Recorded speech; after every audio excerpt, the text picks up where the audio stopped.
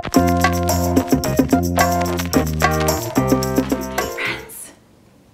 happy Valentine's Day.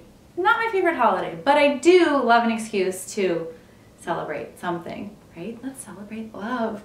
And I have an FO for you that is like Valentine's-ish. I mean, you can wear it any time of the year, but it's a little cardigan that I knit up. I first discovered this designer when I was watching the Woolly & Co feed, the Instagram feed, and I made the pilot pullover. Maybe you remember that sweater, maybe not, with the heart on the back. And then Amanda, the designer, she was in touch with me, and I believe she gifted this ebook to me called Afterglow, the Crafty Jackalope, and it has several patterns in it, but the one that I knit up was the iheart cardi.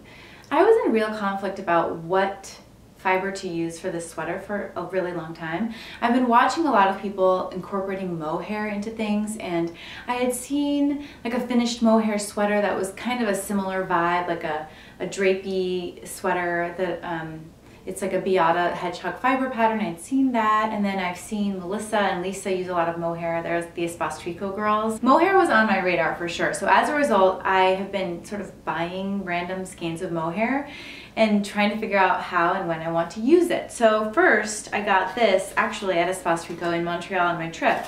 This is Rowan, and I had this in my possession at the time of thinking about this sweater. It's Kid Silk Haze Eclipse.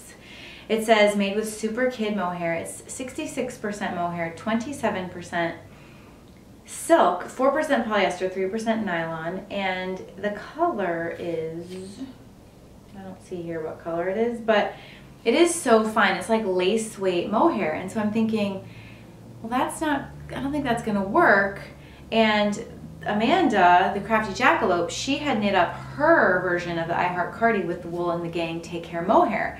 So I got this on sale. They have these great sales around the holidays usually, and this was an insane sale. I think each ball was like around $5 or maybe even less. So I grabbed it up. I had planned on doing a different color, but I'm like, hey, if this color is on sale and I love pink, why not? So I grabbed 5 balls of this Wool and the Gang Take Care mohair, and this, she had said on the pattern, was like an Aran weight. And even on this label it says to use the needle size 15. I used 13s and 11s for this pattern, but it's like a huge mohair. So look at the difference between that and the kid silk. It's insanely different. So I was conflicted. I'm like, do I double this up? What do I do? How do I find a mohair that will work? And as I continued to do research, no other mohair was claiming to be like Aran weight. And this is not pure mohair. This is 78% mohair, 13% wool, 9% polyamide, P-O-L-Y-A-M-I-D-E.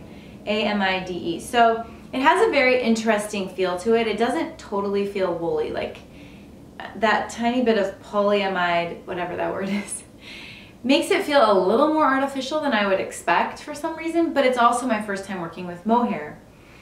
After some debate and discussion on Insta Story and with a few other people, I was convinced. I didn't want to swatch, but I'm like, fine, I'll swatch to swatch. So I did a little swatching, and I figured out that I needed to combine this to make my contrasting heart. Not with more of it, because I knew I didn't have enough to double it up, but instead, so ironically, okay, this is crazy, I bought this at Espostrico, and then Melissa, I call Melissa and Lisa Melissa, brought me some Sweet Georgia from their shop in the Cash Luxe Spark. And this color is mulberry, so look at this. They're like the same color. So what I ended up doing was swatching with the 2 of these and comparing it to this swatch, and it was just not quite there. So I added 1 more strand of the Cash Luxe, and that was exactly the look that I wanted for my heart. So I'll take this off so you can see. The whole sweater is done with 1 strand of the Take Care mohair, and then the heart details is done with 2 of the Cash Luxe held together with 1 of the Kid Silk Haze. I can speak. Now the heart isn't as fluffy as the rest of the sweater, but I really don't mind at all. I just really love how it turned out. I think it's a really nice contrast to the just pure mohair fabric.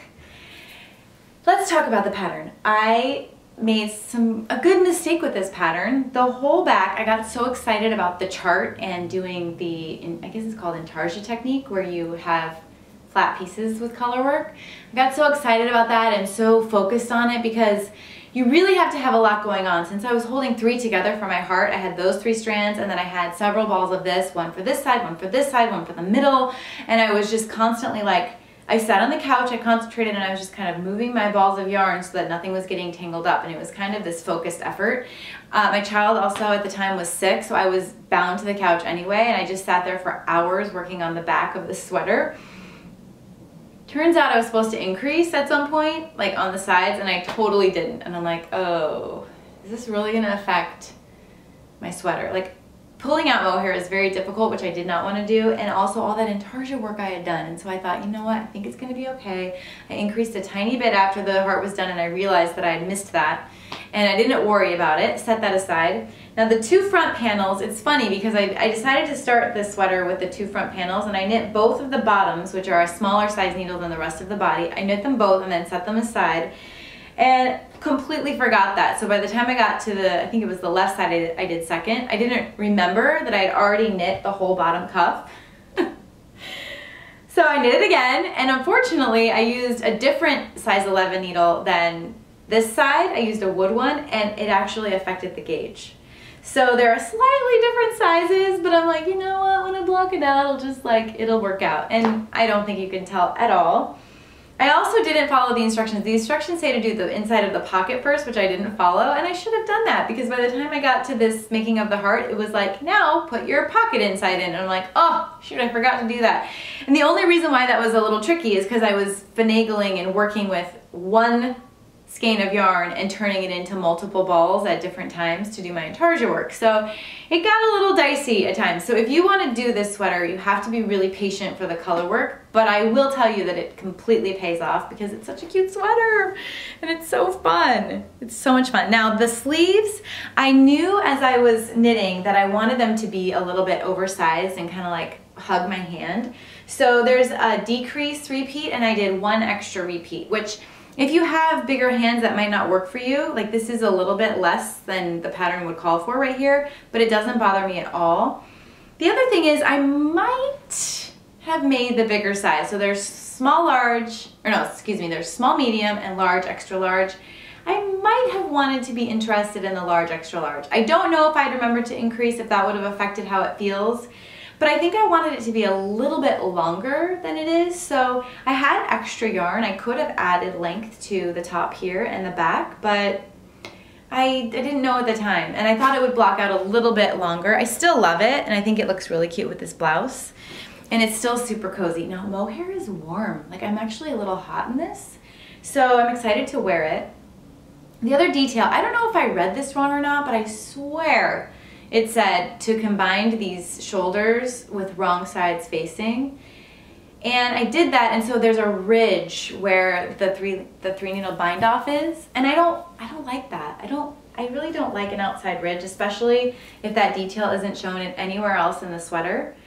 And I swear it said to put wrong sides together, not right sides together. So I wish I had put right sides together in retrospect. And I wish I had thought that through a little bit more before I did it, because oh my gosh, I found an end I didn't weave in. Whoop, hello. Because I really think I would have made a different choice there, and I could have. It wouldn't have affected anything in the negative with the pattern. So if you decide to make this and you don't want the seam on the outside, either read more carefully, because maybe I made a mistake, or know that if you don't want it showing, you can put it on the inside if you put the right sides together instead of the wrong sides. I loved making it. I made it pretty quickly because I was homebound with my daughter and I wanted to get it ready for Valentine's Day for the channel. And I really like it. I don't know if I'm a mohair convert. I really don't. It's hard to frog and it's slippery. In fact, I have to tell you, when I was blocking this out, I was looking at the fabric and I'm like, that is such a weird looking stitch. Like, it almost looks like a hole. And it turns out that it was a hole pretty much, because I had been knitting away and this main part of the fabric, like in the middle here, like didn't catch the stitch, but like a very small sliver, kind of like this, I don't know if you can see what I'm doing, but like that small sliver, you can't even see, had caught the stitch. So it was basically hanging by a tiny mohair like fiber. And I'm so glad that I saw it. So I went in while it was blocking and with a little strand of this mohair, and I secured it. I don't think you can see it. Which side is it on? It's right here. So I went in and I went around the stitch with a proper piece of thread, and I saved it. But it survived making the entire sweater. It survived piecing it together. It survived a wash and a block until I realized, oh my goodness, this could be an emergency. I'm still not 100% sure I really fixed it, but I think I did. So I'm so glad I caught that, because this sweater just would have had a huge hole in it in 2 seconds. 2 seconds. So in general, I would say you should try it out if you want to try mohair. It's nice that it knits up so quickly on a thick, big needle, and it does have a nice feel to it. I have so much extra, I am going to put this in an eBay destash, because I think that with this combination, you could make a really sweet little something, a nice little cowl or something, maybe even a hat. I don't know, can you make a mohair hat? But I think this is such nice, a nice combination. So you can look for that coming up. I like to do the eBay destash with many things in it, because then people can buy more than one. Got mohair on my lips. Because then people can buy more than one thing and have the shipping combined and stuff. So just know that somewhere down the line, I will be putting this up so you can try it out. You can try out the Take Care Mohair by Wool and the Gang. You can try out the Kid Silk and the Sweet Georgia Cash Luxe. I love my sweater. I love how it turned out. I feel like I'm going to wear it all year round, and it's just so cozy. And I don't really make a lot of cardigans, and it's kind of nice to just throw it on. It's really nice. So happy Valentine's Day to you and all your loved ones. I hope you're having some really fun Valentine's Day knitting this year, and I really encourage you to cast this on. This would be, you could make it in a week. Just go get the stuff tonight. Bye.